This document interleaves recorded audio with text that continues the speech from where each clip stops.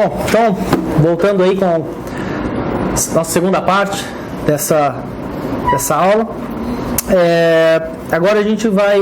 a gente já viu a parte do histórico, já viu a parte das normativas internacionais, já viu uma parte das normas constitucionais. Agora a gente vai entrar mais propriamente na primeira parte do ECA, que fala sobre os direitos que devem ser ofertados às crianças e adolescentes.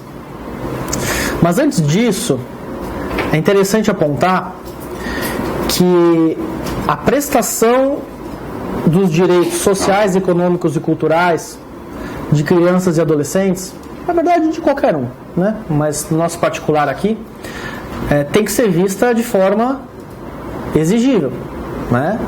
É algo que tem força normativa, que não está lá como mera intenção de recomendação, né? Uma vez que eles estão previstos na Constituição ou qualquer outro diploma normativo, espera-se que eles tenham um mínimo de eficácia. Esse mínimo de eficácia está na exigibilidade judicial, no cumprimento, sob pena de não serem direitos. Não existe direito sem possibilidade de exigência judicial. Não existem direitos sem sanção, seja positiva ou negativa. Você tem a obrigação, pelo menos mínima, de que esses direitos sejam efetivados, ou seja, possam ser exigíveis. Nesse particular, reforçando a exigibilidade dos direitos fundamentais, sociais, educacionais e culturais, o Comitê sobre Direitos Econômicos, Sociais e Culturais da ONU, que é um órgão composto por especialistas e que eles trazem interpretações desse pacto específico, né, o PIDESC, eles têm um comentário geral que é bastante interessante de a gente analisar, que é o número 3. Comentário geral número 3 do comitê do PIDESC, referente ao artigo 2.1, que é aquele que fala que os Estados partes se comprometerão a se esforçar até o máximo dos seus recursos a dar cumprimento às disposições previstas naquele tratado. Eu marquei 2 itens que eu acredito que são muito importantes da gente analisar. O item 9 traz a seguinte disposição: a principal obrigação de resultado refletida no artigo 2º, parágrafo 1º, ou 2.1, é tomar medidas com vistas a alcançar progressivamente a plena realização dos direitos reconhecidos no pacto. Então, o próprio comitê entende que os direitos sociais, econômicos e culturais não são tão fáceis de se exigir, de se cumprir, como um direito liberal, que simplesmente exige um não fazer, né? Você não prende a pessoa, você já está garantindo o direito à liberdade. Há uma necessidade de progressividade na efetivação desses direitos. Prossegue. O termo realização progressiva é muitas vezes usado para descrever a intenção dessa expressão. O conceito de progressiva realização constitui um reconhecimento do fato de que a plena realização de direitos econômicos, sociais e culturais... Poxa, eu coloquei educacionais, né? Econômicos. Econômicos, sociais e culturais não é possível de ser alcançada num curto espaço de tempo, ainda mais analisando a realidade de cada país. Nesse sentido, a obrigação difere significativamente daquela contida no artigo 2º do Pacto Internacional dos Direitos Civis e Políticos, que inclui uma obrigação imediata de respeitar e assegurar todos os direitos relevantes. Que é aquilo: não estou prendendo, estou zelando pelo direito à liberdade da pessoa. Contudo, o fato de a realização ao longo do tempo, ou em outras palavras, progressivamente, ser previsto no pacto, não deve ser mal interpretada como excluindo a obrigação de todo um conteúdo que lhe dê significado. De um lado, essa frase demonstra a necessidade de flexibilidade, refletindo as situações concretas do mundo real e as dificuldades que envolvem para cada país, no sentido de assegurar a plena realização dos direitos econômicos, sociais e culturais. Por outro, a expressão deve ser lida à luz do objetivo global, a verdadeira razão de ser do pacto, que é estabelecer obrigações claras para os Estados-parte. Assim, impõe-se uma obrigação de agir tão rápida e efetivamente quanto for possível em direção àquela meta. Ou seja, tem que caminhar. Vedação é um retrocesso. Se já chegou num patamar, não pode voltar. Continua prosseguindo. A gente sabe que nem todo mundo é uma Suíça, todo mundo tem estágios diferentes econômicos, né? Não existe almoço de graça, a gente precisa do dinheiro mínimo para poder prestar, mas, vamos lá, cada vez crescendo. Assim, para que a tese de reserva do possível, tão comumente utilizada pelo nosso poder público, possa ter receptividade, compete ao poder público demonstrar que não possui condições financeiras para custear saúde, educação, seja lá o que for, do autor, uma vez que é o poder público que recai o ônus de assegurar os direitos a que o próprio Estado se obrigou com a promulgação da Constituição, das leis, do tratado e tudo mais. Ou seja, o que se opera aqui é uma verdadeira inversão do ônus da prova.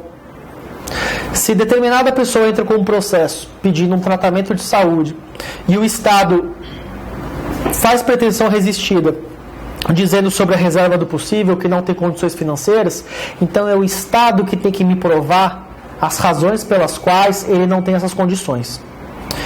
Lembra quando a gente está falando de processo civil? E nós estamos falando das possibilidades de defesa que um réu pode apresentar em contestação? Então ele pode simplesmente negar os fatos que foram narrados na petição inicial, ele pode alegar fatos novos, e dentre esses fatos novos, ele pode tanto alegar preliminares, quanto defesas indiretas. Correto?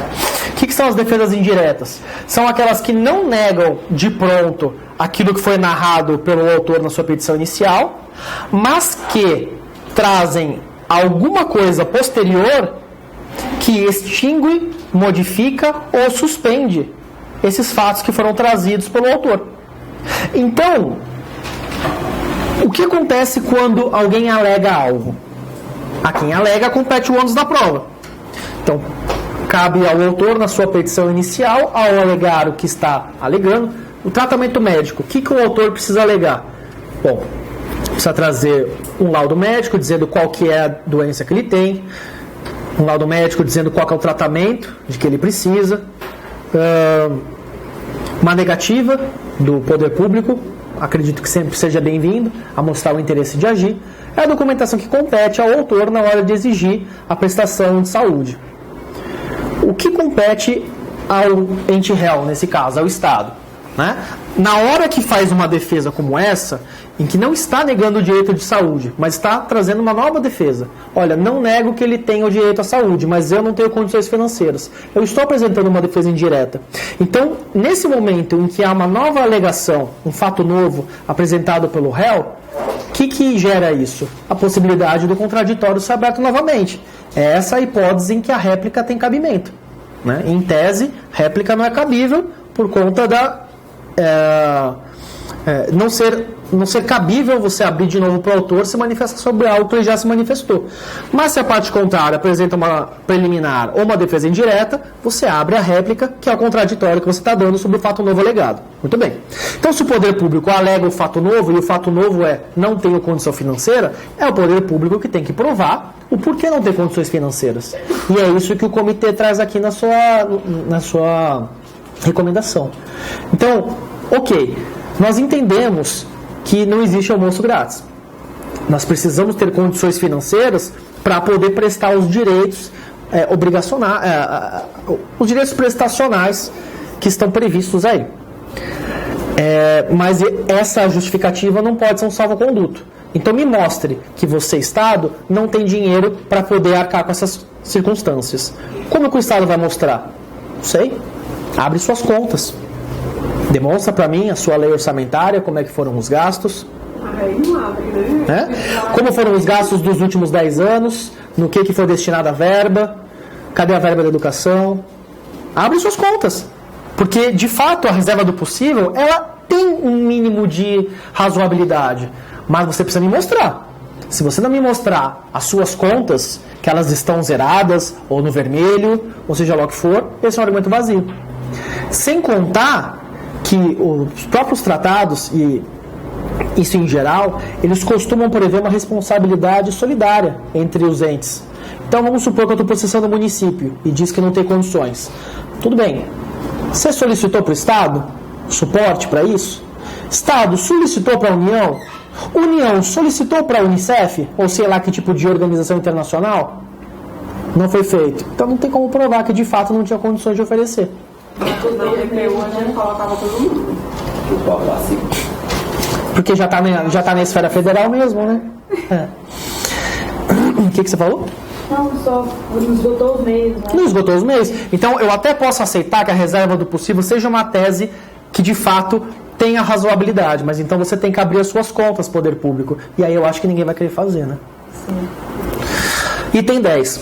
O comitê é da opinião de que um núcleo mínimo de obrigações para assegurar a satisfação de níveis mínimos existenciais de cada um dos direitos é incumbência de cada Estado-parte. Assim, por exemplo, um Estado-parte em que qualquer número significativo de indivíduos é privado de gêneros alimentícios essenciais, cuidados essenciais à saúde, abrigo, habitação básicos ou das mais básicas formas de educação, está, à primeira vista, falhando para desincumbir-se de suas obrigações em relação ao pacto. Que é o que se fala comumente de mínimo existencial, né? Tudo bem, admite-se que você não pode, talvez, de pronto, dar a melhor qualidade de saúde que se espera para alguém, mas você também não pode fazer com que a pessoa morra, né, mortalidade infantil alta, esgoto a céu aberto. Você precisa dar um mínimo para que a pessoa tenha condições de sobrevivência, né? E aí o que diz aqui? Obriga-se cada Estado-parte a tomar as medidas necessárias até o máximo de seus recursos disponíveis para que o Estado-parte atribua seu fracasso em cumprir seu núcleo mínimo de obrigações à falta de recursos disponíveis.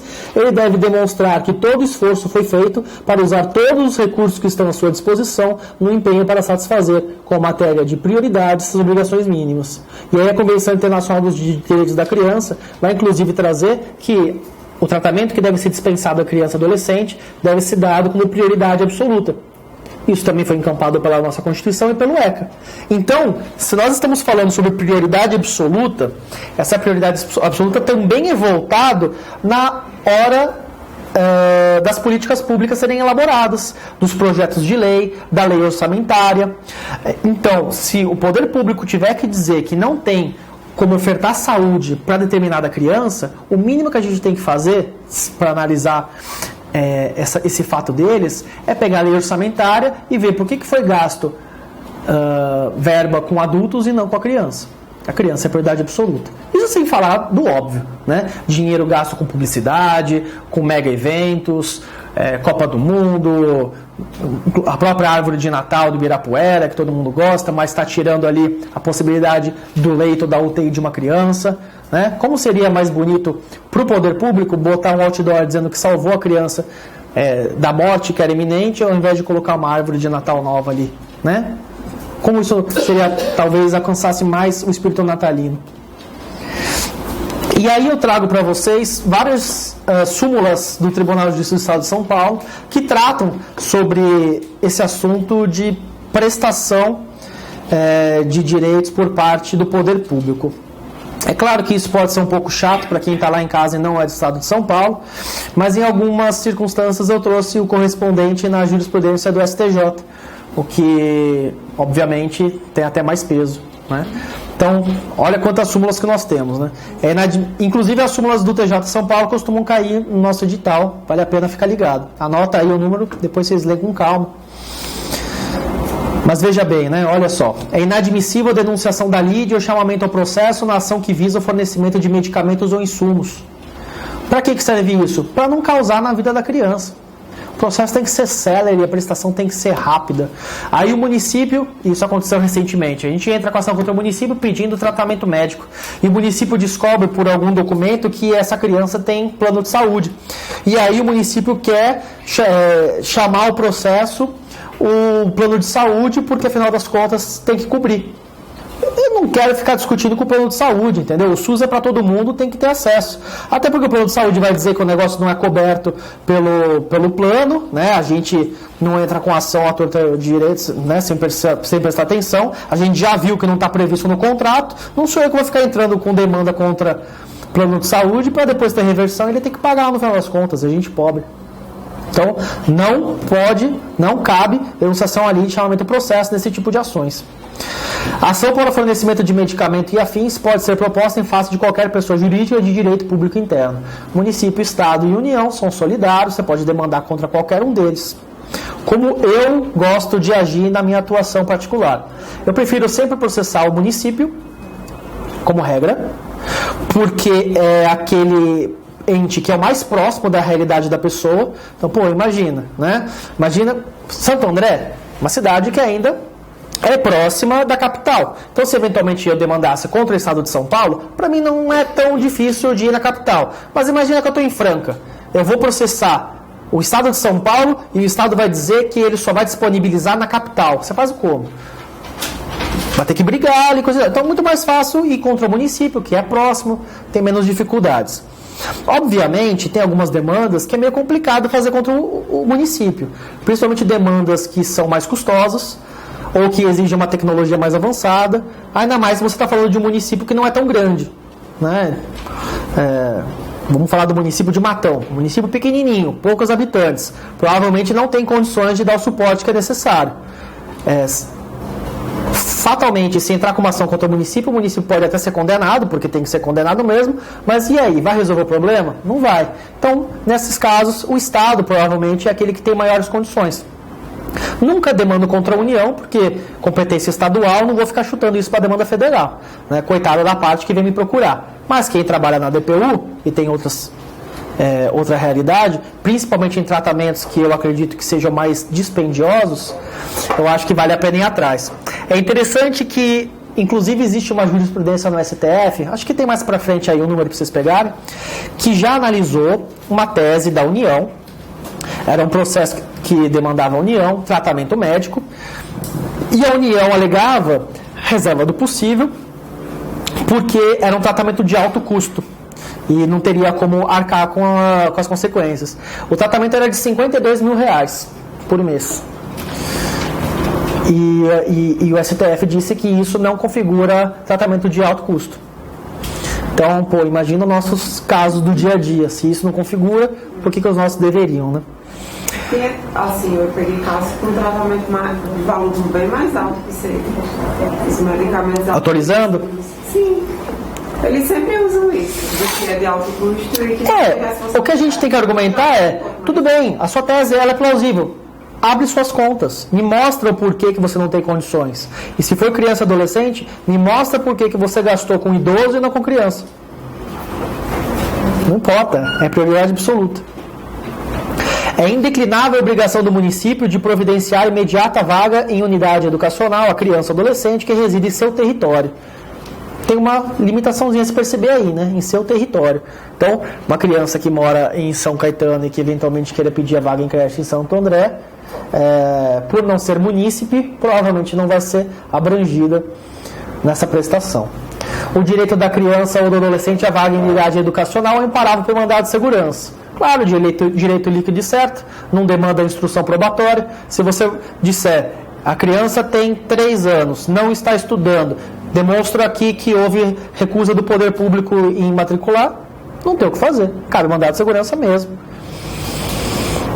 Não viola os princípios constitucionais da separação e independência dos poderes, da isonomia, da discricionalidade administrativa e da anualidade orçamentária, as decisões judiciais que determinam que pessoas jurídicas da administração direta a disponibilizar vagas em unidades educacional ou fornecimento de medicamentos, insumos, suplementos, transportes a crianças e adolescentes. Tese que normalmente eles usam, né? Está se miscuindo na atividade administrativa, separação dos poderes, É óbvio que tem que ter, de fato, uma observância a essas questões que eles estão indicando. Mas, no momento em que o poder público não cumpre o mínimo da eficácia normativa, que é efetivamente cumprir as normas que ele mesmo editou, o judiciário passa a ter que ter uma situação de obrigar o poder público a cumprir. Né? Direitos fundamentais, quando a gente fala de direitos fundamentais, se sobrepõe a qualquer outra questão de oportunidade. Não sei se vocês se recordam, quando a gente estuda direito administrativo, a gente fala que o poder público tem um interesse administrativo primário e secundário. O primário é sempre o interesse do bem público. O secundário é a questão orçamentária própria e por aí vai. Então, se não estão dando a atenção necessária para a população, obviamente o judiciário tem que intervir mesmo. A responsabilidade para proporcionar os meios visando garantir o direito à saúde de criança e adolescente é solidária entre o Estado e o município. Chovendo molhado, já tinha dito isso antes, mais ou menos antes. né? Coloquei aí um RE do STF que fala exatamente isso. Compete ao juízo da infância e juventude julgar as causas em que se discutem direitos fundamentais de crianças e adolescentes, ainda que pessoa jurídica de direito público figure no polo passivo da demanda. Também coloquei aí uma decisão da STJ que pacifica esse entendimento. Aqui vale a pena a gente discutir um pouquinho. Essa, inclusive, foi uma alternativa que caiu na Defensoria Pública do Estado do Paraná, na última prova deles. Foi uma alternativa nesse sentido que foi declarada como correta, porque a jurisprudência entende como correta, mas eu preciso fazer uma crítica aqui para vocês. Quando a gente fala sobre a competência da infância e juventude, lá no artigo 147, 148, nós temos algumas competências que são sempre da vara da infância, não importa que tipo de circunstância nós estamos falando, processamento de ato infracional, adoção e algumas outras questões, são sempre, independentemente da situação, colocadas na vara da infância. E outras que podem ser na vara da infância ou não, a depender de uma particularidade. Essa particularidade consta no artigo 98, que é se a criança ou adolescente estiver com seus direitos violados, seja por conta do Estado, da sociedade, dos pais ou dele mesmo. Normalmente entende-se ele mesmo quando ele se coloca numa situação de infração criminal. Então, situações como, por exemplo, de vaga em creche, que é exigibilidade de direitos fundamentais, no caso educacionais, não está previsto como um caso que sempre vai ser colocado na vara da infância. Então a pergunta que fica é a seguinte: por que há dada dizendo que, independentemente da violação de direitos, toda criança e adolescente que precisar de vaga em escola vai ter que promover a ação na vara da infância? Aí alguém vai poder dizer o seguinte: não, mas se a criança não está estudando, então ela está tendo seu direito violado no caso em concreto. Então isso já obriga que a competência seja a vara da infância e não a vara da fazenda. Falar, muito bem, esse argumento faz sentido. Então, por que não se adota o mesmo argumento quando a gente está falando sobre prestação de direito à saúde? Né? Por quê? Quando a gente fala sobre direito à saúde, estamos vendo várias súmulas que colocam aí no mesmo patamar. Então, toda criança que não teve o seu tratamento tem seu direito violado. Então, por quê? Se eu tenho uma criança pobre que precisa de um tratamento médico, ela vai na vara da infância. E por que, se eu tenho uma criança com condições financeiras boas, que tem plano de saúde, ela vai no juízo civil? Por que, se eu tenho uma ação de alimentos onde o pai não está pagando, ou seja, a criança está tendo seu direito violado, o pai não está pagando os alimentos, por que essa criança ela vai mover a ação na vara da família e não na vara de infância? Sendo que o artigo 148 coloca dentro do rol daqueles casos que, se tiver violação de direitos, seria na vara da infância. E a minha argumentação para isso é que nós ainda temos um grande ranço minorista. Na verdade, são duas questões. A primeira é uma questão prática. Se passassem todas as vagas em creche para a vara da fazenda, a juizada da fazenda ficaria louca da vida. E tem muito mais juiz da fazenda do que juiz da família, do que juiz da infância por aí. Então eles não iam. Então eu sei que tem um lobby forte para isso. Mas olha que interessante. Na hora em que a gente diz que quem busca acesso à saúde, todos com direitos violados, mas tem condições financeiras, vai na vara civil, e quem não tem, vai na vara da infância, a gente está voltando a dizer: existe um grupo que fica na vara da infância, existe um grupo que fica no juizado de menores, e existe um grupo que está no resto, vara civil, vara de família e tudo mais. Quem é que tem alimentos? Normalmente, é quem tem dinheiro, né? Pode ser pouco dinheiro, mas eu nunca disse que aquela diferenciação entre menores e crianças, ela não abarcava também as pessoas que tinham pouco dinheiro, né? Então, você tem alimentos? Algum dinheiro envolvido tá. Vara da família. Você não tem condições nenhuma, você está no acolhimento, né? Não tem ninguém que possa financiar nem nada. Aí seria um caso, então, de vara da infância. Agora tem vara civil, né? Agora tem vara da infância civil. Ela pergunta se existem varas específicas da infância cível. Existe, não é algo extremamente comum, só em cidades maiores, como São Paulo, por exemplo, que existe inclusive um núcleo de infracional que fica no Brás, mas normalmente as comarcas elas têm uma única vara, ou quando duas, mesmo assim, de toda a matéria reunida. Eu vejo pontos positivos e negativos nisso. A minha pequenininha tem. Mas é algo que não é tão comum. Então a crítica que eu faço é essa. Você continua colocando crianças que são pobres e precisam demandar do poder público, seja do que for, na vara da infância. E você começa a colocar pessoas que têm condições financeiras e melhores, não vulnerável, em outros tipos de vara. Então me parece que, ainda que seja, no meu ponto de vista, correto você colocar todas as demandas de vaga em creche na vara da infância, esse argumento não é coerente em relação à saúde, em relação à habitação, por exemplo. Né? Então, às vezes eu penso, né? Aliás, já aconteceu de eu ter que demandar ao município. Normalmente os municípios têm um benefício chamado locação social, ou aluguel social, ou algum equivalente. Esse benefício costuma ser dado para aquelas famílias que acabam de ser colocadas na rua, ou estão em vias de, mulher que sofreu violência doméstica, criança que está prestes a ser acolhida. É um benefício que o município paga para que a família tenha condições de alugar algum lugar por prazo determinado. Em determinada situação, eu estava analisando um caso e o município estava se negando. Bom, tem criança envolvida, tem ameaça de serem acolhidas, porque esse núcleo familiar iria para a rua. O que eu vou fazer? Entrei com ação na vara da infância, justificando as razões pelas quais eles fariam jus ao benefício do locação social, até porque uma das situações ensejadoras desse benefício é estar as crianças em vias de serem colocadas num acolhimento. E a juíza, ela se declarou incompetente, dizendo que isso era análise de juízo da Fazenda. Eu agravei e o Tribunal de Justiça, o mesmo, na Câmara Especial, que determinou essa súmula aqui, disse que a juíza estava certa e que isso dizia respeito a direito da mãe, muito embora também direito da criança, mas direito da mãe, então isso deveria ser proposto na vara da Fazenda. Eu não entendi nada, porque se é direito da mãe, mas também é direito da criança, e eu estou olhando o direito da criança que é o mais importante, me parece crível que, nessa lógica, deveria tudo ser feito lá. Se a lógica é violação de direitos aqui, então tudo deveria ser feito lá. Mas, enfim, para mim, ainda fica essa ideia. Vivemos uma situação neomenorista, onde quem é pobre fica na infância, quem tem condições financeiras fica nas outras, só não passou creche para a vara da Fazenda, porque a juizada da Fazenda ficaria louca da vida de ter que pegar trocentas ações de vaga em creche. Desabafo à parte, sigamos. A responsabilidade para proporcionar meios visando garantir o direito à saúde da criança é solidária. De novo, sim.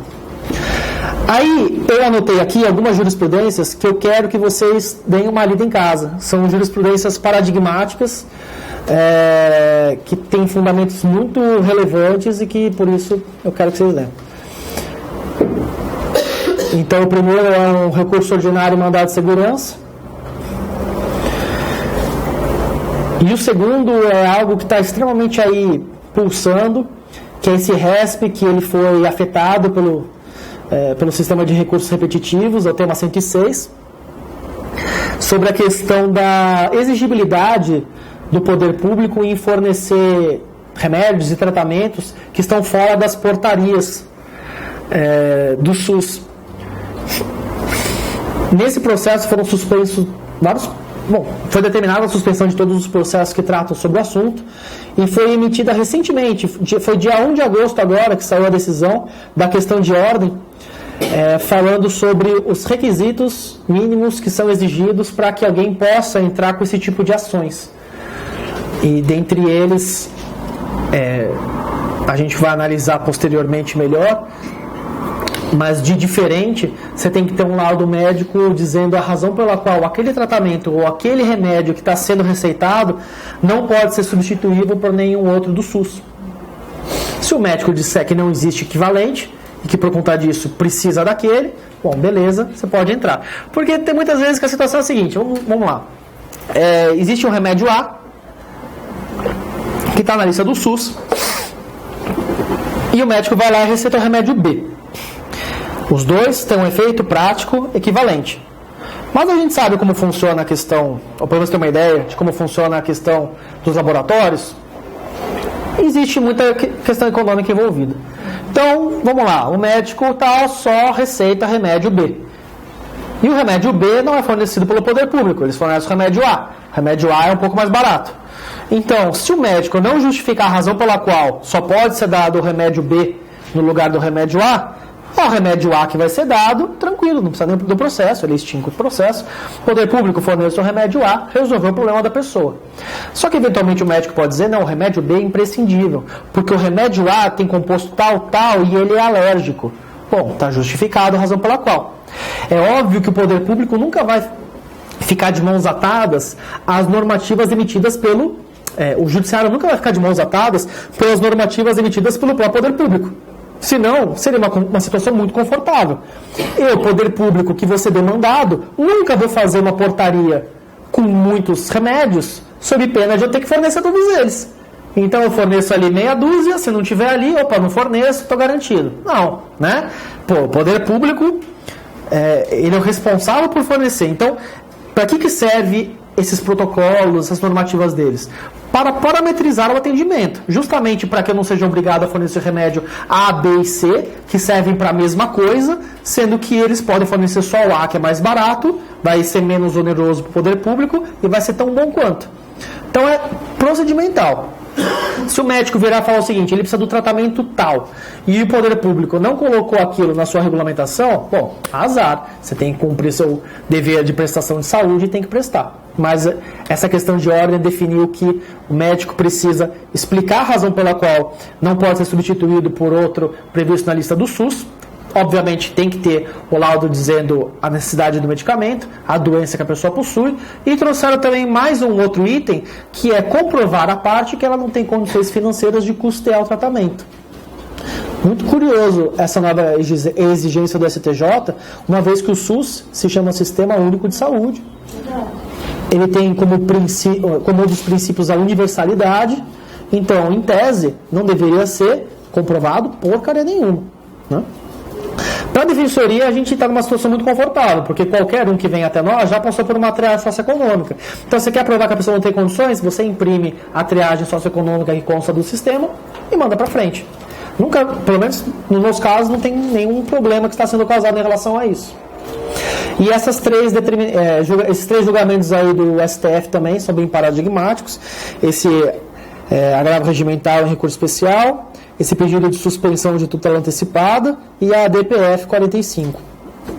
Guardem um tempinho para ler eles. Tudo bem, vamos falar sobre direito à educação. Até que horas que vai aqui mesmo? Pode falar mais vezes. Puta, então vamos correr. Muitos dispositivos falam sobre educação. Normalmente a gente fica lá, é o ECA, né? Lá vai o professor de ECA, não sou ECA nada, né? Então, só coloco aqui 4 que são os mais importantes logo no começo. Lei de Diretrizes e Bases da Educação Nacional, nossa LDB. Estatuto da Criança e Adolescente, Constituição Federal e o ato das disposições constitucionais e transitórias. A ABCT tem um artigo que é muito interessante que a gente vai abordar no momento adequado. Depois outras normativas interessantes, eu já trouxe para vocês tanto o nome delas quanto os artigos que são importantes vocês terem em vista. Declaração Universal dos Direitos Humanos, da Criança, Convenção Internacional dos Direitos da Criança, Convenção Americana de Direitos Humanos, as constituições estaduais, e aí eu trouxe para vocês os artigos da de São Paulo, e o Plano Nacional de Educação, uma lei que ainda não caiu em edital de Defensoria Pública, tem tudo para cair na de São Paulo, né? Se eu não me engano, a última prova de São Paulo foi em 2014, então o examinador não tinha como colocar essa lei. É uma lei muito interessante que traz o panorama de como que tem que ser nos próximos 10 anos desenvolvido a política pública de prestação de educação. Depois, esse Plano Nacional de Educação ele é repetido em âmbito estadual e municipal. Então, vocês, como defensores e defensoras públicas na hora da sua atuação, precisam tomar pé dos planos municipais e estaduais, porque eles poderão trazer mais especificações. Muito bem. Então, eu vou pegar como norte a Lei de Diretrizes e Bases. É ela que me divide ali de uma forma mais categórica como que a educação escolar ela deve ser analisada. mas a Constituição já traz isso de uma forma mais grosseira também. O ECA também repete muitas coisas, mas a lei de diretrizes e bases é onde eu vou me pautar aqui. Artigo 21. A educação escolar, ela é dividida em duas educações: a educação básica e a educação superior. A gente vai se restringir aqui na aula só à educação básica. A educação superior diz respeito ao ensino universitário. Não que a gente não tenha alguns adolescentes no ensino superior. A gente tem casos de adolescentes com 17 anos que passaram, ou até situações de superdotação que de fato conseguem alcançar o ensino superior antes. Não costuma ser o público da defensoria. Então, tanto por conta disso, quanto pela incidência, em geral mesmo, a gente vai ficar com a educação básica, que pra gente é o que mais pega. Muito bem. A educação básica se divide em 3 fases: educação infantil, fundamental e o médio. Ficando na educação básica por enquanto. A própria lei de diretrizes e bases deixa bem claro: a educação básica é direito subjetivo da pessoa. Significa nada. É direito subjetivo da pessoa. É gratuita, sendo obrigatória a partir dos 4 anos. Essa obrigatoriedade de 4 anos não é obrigatoriedade do poder público, é obrigatoriedade dos pais. Em se tratando a educação básica de direito subjetivo, ela é obrigatória para o poder público desde os 0 anos de idade. Não existe momento de 0 a 4 anos de prestação facultativa. Se assim fosse, não era direito, muito menos direito subjetivo, não teria como exigir. Então, a matrícula pelos pais é obrigatória de ser realizada a partir dos 4 anos de idade. O pai não quer realizar a matrícula antes dos 4 anos? Não tem problema, pode continuar o desenvolvimento em casa, sem nenhuma complicação. Até porque, até os 4 anos de idade incompletos, a gente vai ver aí na divisão da educação infantil, é a fase que a criança permanece na creche. Dos 4 aos 6 incompletos é onde ele permanece na pré-escola. Então pense que a partir da pré-escola é o ensino obrigatório, onde o pai tem que matricular. Se não matricular, tem até crime de abandono intelectual. Aí uma coisa interessante, a partir dos 4 anos de idade, decisão recentíssima também, que foi dada em agosto ou julho, não me recordo direito, mas foi dada esse ano. A partir dos 4 anos alcançados até o dia 31 de março daquele ano. Qual que era a grande discussão que se tinha? Vamos lá. As leis, a Constituição dizem que a partir dos 4 anos tem que ser educação, tem que ser pré-escola. E a creche vai só até os 4 incompletos. Então, eu tenho uma criança que completa 4 anos em junho. Bom, se todas essas normas estão dizendo que a matrícula obrigatória tem que estar a partir dos 4 anos, essa criança que vai fazer 4 anos em junho, ela tem que ser matriculada no começo do ano com 3 anos, sob pena dela ser prejudicada, ter que esperar 1 ano inteiro e aí entrar atrasada no ensino e inclusive permanecer 6, 7 meses com 4 anos não estando no ensino obrigatório. Aí o que aconteceu? Deixa eu pular aqui. Aí o que aconteceu? Vieram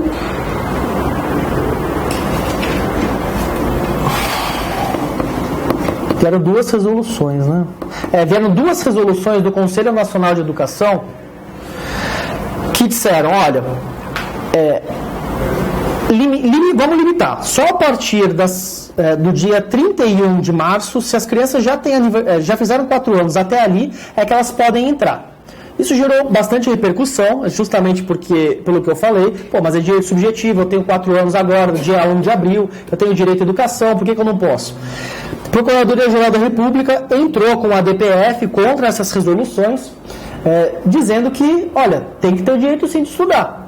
O governador do Mato Grosso do Sul, por outro lado, entrou com uma ADC, dizendo não, essas resoluções elas são constitucionais. E acabou prevalecendo que, de fato, então, se você completou 4 anos até o dia 31, você tem que ir para a pré-escola. Se for depois do dia 31 de março, você tem que ficar na creche. E aí até uma questão que eu estava discutindo com a juíza hoje. Como é que fica as crianças que ficam nesse limbo, então? Porque a creche é só até 4 anos, incompletos. Se já passou aí 31 de março, ou seja, só 3 meses, como é que ficam os outros 9 meses? Não estuda, a mãe não trabalha, e aí o que ela entendeu por razoável é que então, se não pode se matricular na pré-escola, já que tem decisão do STF, bom, só sobra continuar na creche até lá então. Então a gente vai ter criança sim com 5 anos na creche. Né? Com 5 anos não, mas por exemplo, com 4 anos, vai ter criança assim com 4 anos na creche, quase 5 anos. Né? É a solução que foi adotada. Essa educação básica ela tem que ser fornecida onde? Em unidades educacionais que sejam mais próximas da residência da criança. Tem jurisprudência tranquila, já pacificada do STJ, o número está aí, dizendo que proximidade razoável é até 2 km de distância da casa da pessoa.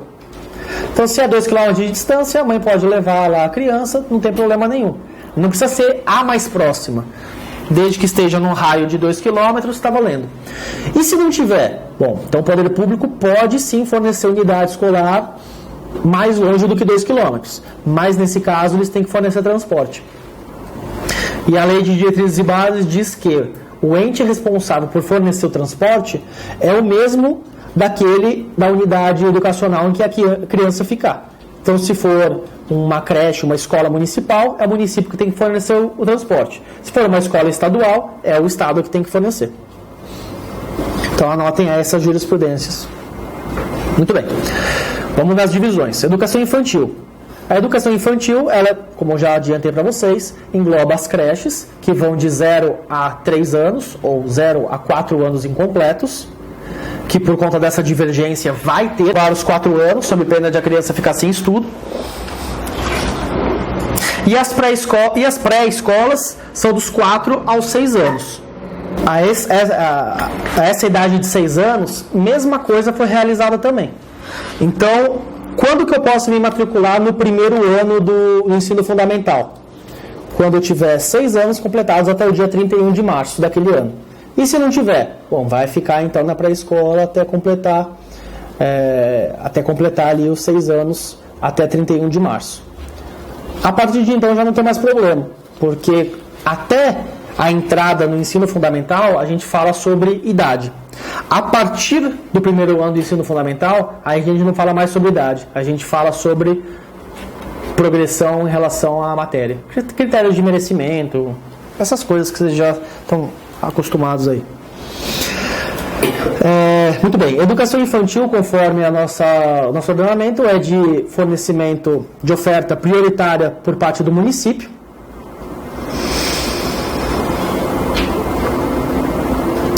E aí eu trago para vocês aí um esbocinho aí de como que o direito à creche ele surgiu, né? Assim como eu falei na outra aula que nada surge de forma espontânea, o direito à creche também não surgiu de forma espontânea. Na verdade, o direito à creche ele surge primeiro como um direito do trabalhador, ou antes disso, né? Uma forma de você uma forma do patrão ter onde deixar essas crianças e por conta disso os pais serem de novo trabalhadores produtivos e não ter que ficar em casa cuidando da criança. A criança nasceu, já fica direto na creche, a pessoa já pode ser produtiva assim que a criança nasceu e toma no nome do trabalhador. Posteriormente, a questão da educação acabou sendo também englobada a isso. Posteriormente, foi também abarcada a questão da creche como sendo um direito da criança, um direito à educação. Então, por isso que a creche é tida hoje como um direito dúplice, tanto um direito de assistência social do trabalhador, quanto um direito educacional da criança. Por isso que ele está previsto tanto lá na parte do artigo 209 e seguintes da Constituição, que fala sobre o direito à educação, quanto no artigo 7º, que fala sobre os direitos laborativos dos pais. Muito bem. Ficou alguma dúvida quanto à educação infantil? Tá. Quando nós estamos falando sobre educação básica, educação superior, termo educação. Quando a gente fala sobre educação infantil, termo educação. Quando a gente fala sobre fundamental e médio, o nome é outro. Não é mais educação, é ensino. Qual a razão disso? Eu não sei. Mas, enfim, saibam que existe essa diferenciação aí. Então, nós não falamos educação fundamental nem ensino infantil. O ensino fundamental ele se inicia aos 6 anos de idade, como eu já disse aí, alcançados até o dia 31 de março daquele ano. E a prestação do ensino fundamental, ela tem que ser feita tanto pelo município quanto pelo Estado. Então, se a prestação da educação infantil ela é prioritariamente pelo município, a educação, o ensino médio é prioritariamente do Estado, e o fundamental é bola dividida. Os dois têm que fornecer, é a parte que eles entendem como sendo a mais substancial. Quanto mais entes podendo participar e serem demandados nisso, melhor. O ensino médio é obrigação dos estados. Sim, interessante. O artigo 208.2 da Constituição traz o seguinte: será progressiva a universalização do ensino médio gratuito. O que eventualmente pode fazer crer que, se há uma implementação progressiva, eu não tenho um direito imediato de poder, então, exigir do poder público a vaga no ensino médio.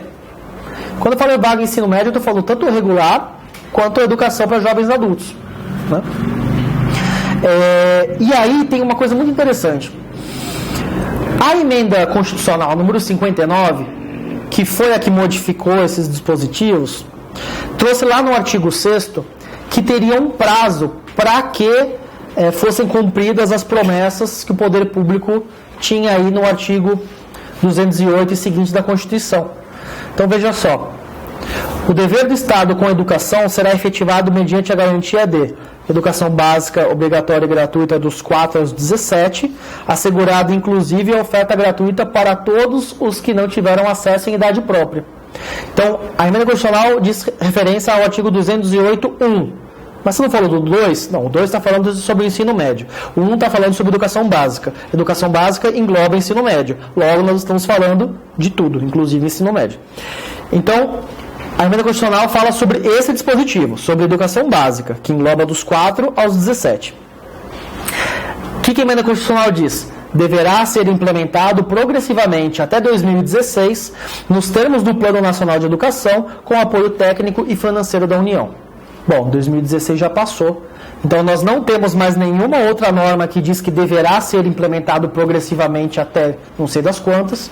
Então, se a vigência dessa emenda constitucional ela se deu até 2016, a gente diz que caducou esse dispositivo. Então, a implementação progressiva era para ser dada até 2016. Passou 2016, não tem mais nada que diga que tem que ser progressivo, tem que ser dado cumprimento imediato, caducou aquele dispositivo, não tem por que você não dizer que também ensino médio não é direito subjetivo exigível nesse exato momento. Por isso que eu botei a ADCT como um instrumento interessante para vocês analisarem. E além disso, a Lei de Diretrizes e Bases traz outros dispositivos que vale a pena vocês tomarem conhecimento. Então, a possibilidade de cursar o ensino fundamental e médio fora do regime normal, né, na forma de educação de jovens e adultos, o EJA. Então, aquele caso em que teve muita repetência, muita evasão escolar, precisa ali resolver a situação. Pode fazer o EJA do ensino fundamental aquele que já tenha no mínimo 15 anos, que normalmente é a idade que você entra já no ensino médio. Então, se você tem idade para o ensino médio, você pode fazer o EJA do fundamental. E pode fazer o EJA do ensino médio aquele que tem 18 anos. Porque 18 anos normalmente é o primeiro ano que você tem depois do ensino regular. Então, você tem o direito também de fazer o EJA do ensino médio. Outro dispositivo: atendimento educacional especializado às pessoas com necessidades educacionais especiais. Existem vários dispositivos, inclusive depois eu trago mais esquematizado, que falam sobre a educação inclusiva, né? Hoje em dia, nós não temos mais a prevalência de colocar crianças e adolescentes com necessidades especiais em locais especiais, né? Separados das pessoas consideradas normais. Por que isso? Porque a inclusão de pessoas com necessidades especiais e as que não têm é bom para todo mundo. É bom tanto para as pessoas com necessidades especiais, que elas não se veem como excluídas, que elas têm no outro o sentimento de pertencimento, e isso é, segundo dizem os pedagogos e os psicólogos, muito importante para o desenvolvimento e formação deles. E por outro lado, também é muito importante para as pessoas que não têm essas questões, porque assim elas aprendem a viver em sociedade. E lidar em sociedade é lidar com o diferente, é não segregar aquelas pessoas que são diferentes de você. Imagina, você fica cada vez mais botando na bolha ali pessoas que são parecidas. O que você aprende? Que o outro, né, o diferente, não é alguém merecedor da mesma atenção e por aí vai. Então, quando você vê aquela pessoa com dificuldades na mesma sala que você encara o outro como uma pessoa tão merecedora de atenção quanto você. Talvez um pouco mais, por conta da condição especial dela. Mas uma pessoa que tem que superar suas dificuldades e que você também, como pertencente da sociedade, tem que ajudar. Né? Eu acho que é muito bonito esse conceito de educação inclusiva. A oferta de ensino regular noturno, principalmente por conta da questão da profissionalização e do trabalho dos adolescentes. A própria Constituição diz que o trabalho para os adolescentes, o trabalho pode ser feito a partir dos 14 anos, a gente vai ver isso melhor, mas nunca pode ser feito para prejudicar os estudos. Então, e assim sendo, tem que fornecer também um ensino noturno regular. Oferta de material didático escolar, transporte, alimentação, o mínimo para você ter condições de frequentar. Não adianta nada você ofertar a vaga escolar se você não dá o transporte, por exemplo. É como se você estivesse negando o direito a uma pessoa sem dizer que você está fazendo isso. Oferta do transporte escolar custeado pelo município, no caso do infantil, pelo município e pelo Estado no fundamental e pelo Estado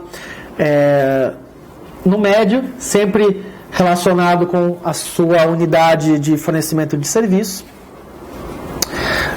Olha que interessante esse. Direito aos educandos de contestar critérios avaliativos, podendo recorrer às instâncias escolares superiores e de se organizar e participar de entidades estudantis. Acho muito bacana isso. Nunca, né? Não existe divulgação sobre isso. Você pode contestar, né, os critérios avaliativos. Os grandes escolas. E o sétimo, que assim, é o que a gente tem que brigar, é o que o Temer está querendo romper a tudo quanto custo, né? Ponte para o Futuro, né? Aquele projeto lá dele. Eu tenho estômago para ler muita besteira, viu?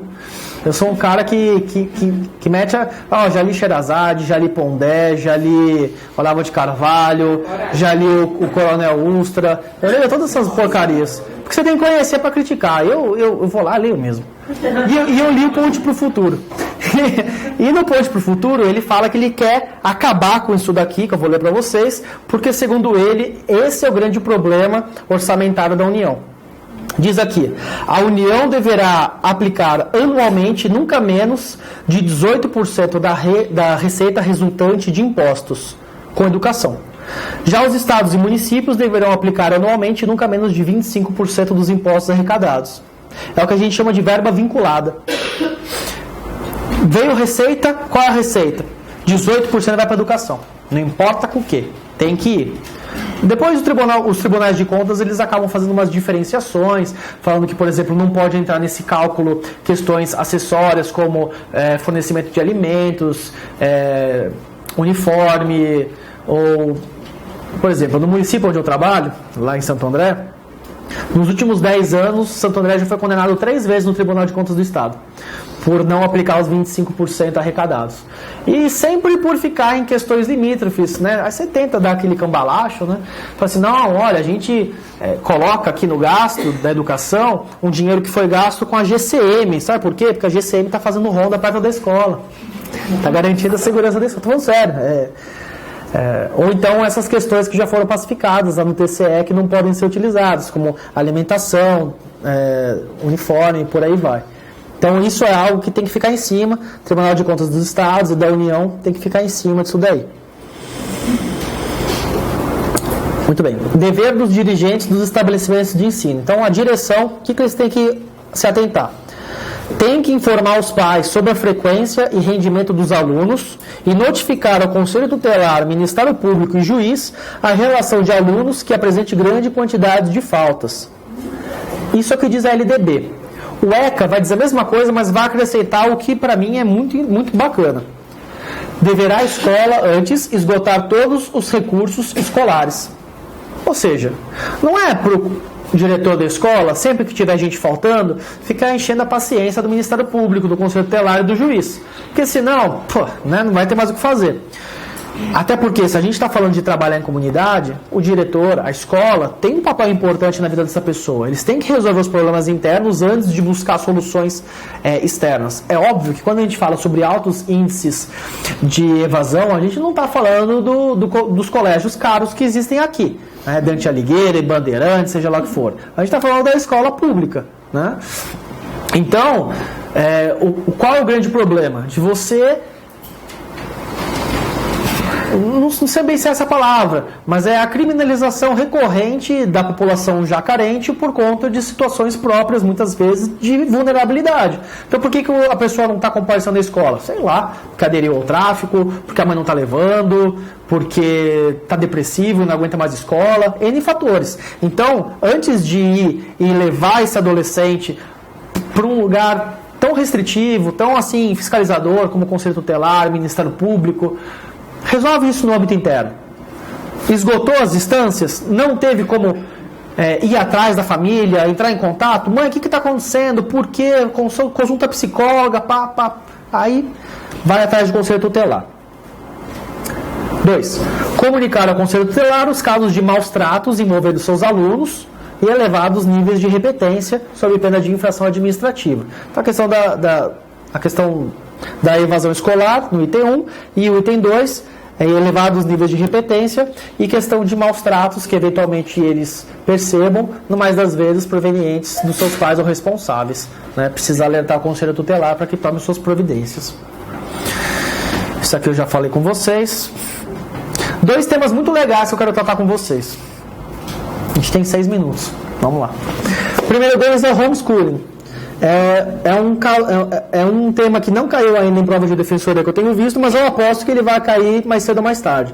Homeschooling, o que é? É um termo em inglês para dizer estudo em casa, né? Tem muita gente que defende que o ensino ele não deve ser obrigatório, que na verdade, e faz um certo sentido, né? Se a educação é um direito, eu exerço se eu quiser ou não. É um direito, não é? Então é um direito facultativo. Eu tenho a possibilidade de escolher. Não é um direito. Você é obrigado. Então a prisão.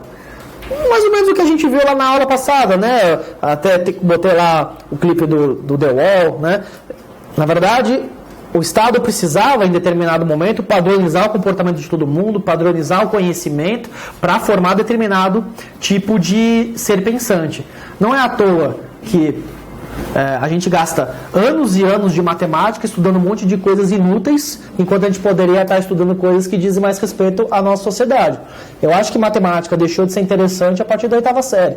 Depois, daí para frente, eu aprendi um monte de coisas inúteis. Aprendi matriz, aprendi a identificar um ponto numa reta, aprendi seno e cosseno. Com todo respeito, é um conhecimento muito técnico que eu acho que deveria ser muito bem utilizado para pessoas que vão trabalhar com isso.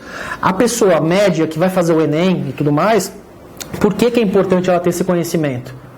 Né? Me parece que tem muito conhecimento que é fornecido muito mais para preencher o tempo do aluno do que de fato para transformar as pessoas em seres pensantes. Por que a gente não debate questões relacionadas a gênero, a discriminação, a orientação sexual, a próprios direitos reprodutivos, né, educação sexual, coisas que seriam relevantes, educação política, né? Até o Paulo Maluf falou que tem que ter a Constituição lá para a molecada, né? Nosso grande esquerdista. Mas não, a gente fica estudando seno e cosseno. Que, repito, não é uma matéria inútil, mas para a pessoa que presta o ensino médio e que não vai seguir a área das exatas, Enfim, o pessoal que defende o homeschooling acha que a pessoa tem que exercer isso como um direito. Então, os pais, como também fazem parte da educação das crianças, podem escolher a forma como eles deveriam ser educados. É óbvio que dentre as pessoas que defendem o homeschooling, você encontra de tudo. Você encontra desde aquele pai criacionista que é contra o ensino da teoria da evolução para as pessoas, até aquele que quer tornar o filho um revolucionário, né? Você pode ter tanto o extremista religioso conservador defendendo isso, quanto os militantes do MST, né? O MST tem bastante isso, é a formação dentro dos seus próprios núcleos de formação educacional dentro dos núcleos, dentro das ocupações que eles têm.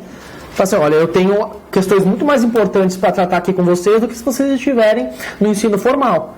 Então, vou ensinar vocês a administrar um pedaço de terra, a carpir e a fazer o plantio, coisas que para aquela região, para aquela comunidade, aquela realidade vão ser muito mais importantes do que descobrir o seno e cosseno.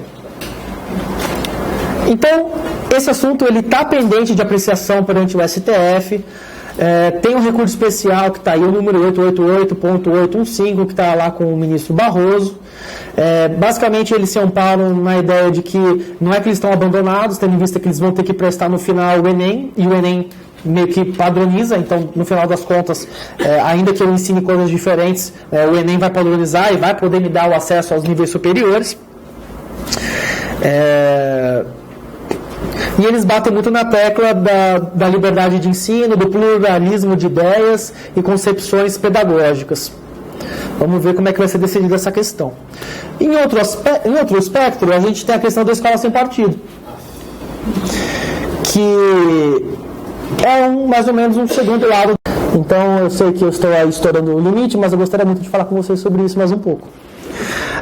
O movimento da escola sem partido, de novo, discurso declarado e discurso latente. A manifestação declarada, conforme eu peguei no site Escola Sem Partido, fornecer uma educação não tendenciosa aos alunos, baseada na liberdade de consciência e crença, na liberdade de aprender dos alunos, no princípio constitucional da neutralidade política, ideológica e religiosa do Estado, no pluralismo de ideias e no direito dos pais, dos alunos, sobre a educação religiosa moral de seus filhos, inclusive citando a Convenção Americana de Direitos Humanos para basear o seu pedido. Existem alguns projetos de lei nesse sentido, alguns inclusive já foram retirados de pauta, mas o que, pelo que eu vi, está mais adiantado é o 867 de 2015, na Câmara dos Deputados. Eu peguei uns textinhos que eu vou mostrar mais aí para frente, do porquê que existem críticas muito veementes a esse projeto.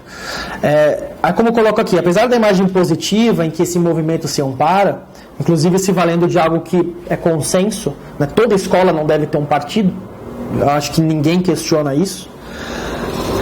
Na verdade, a intenção é diversa. Você vende uma ideia, olha, escola sem partido. Claro que eu quero uma escola sem partido, né? Não quero que o PT esteja lá, nem que o PSDB, nem que o PR, nem nenhum outro. A questão não é essa, a questão é de fundo. A questão é que muitos dos dispositivos que estão previstos nesses projetos de lei, eles têm como intenção censurar professores, de ministrar conteúdos críticos, ou seja, aqueles que questionam o estado das coisas, o status quo. Né? Qualquer um que deixe o seno cosseno de lado e começa a questionar coisas como eu estou fazendo na sala de aula aqui com vocês, seria proibido. Eu não poderia falar sobre os assuntos que eu falo com vocês. É bom mesmo vocês fazerem o Damásio. Que ainda bem não tem bolsa para vocês, porque vocês não estão perdendo nada. A título de exemplo, eu trago aqui o artigo 3º desse PL, que diz o seguinte: são vedadas em sala de aula a prática de doutrinação política e ideológica, bem como a veiculação de conteúdos ou a realização de atividades que possam estar em conflito com as convicções religiosas ou morais dos pais.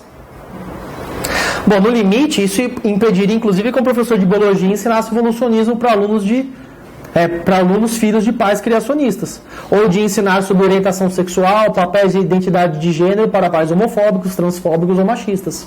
Imagina um pai batendo no judiciário e dizendo: eu sou homofóbico, eu tenho o direito que o meu filho não tenha aula de educação sexual, nem de gênero, nem de nada disso.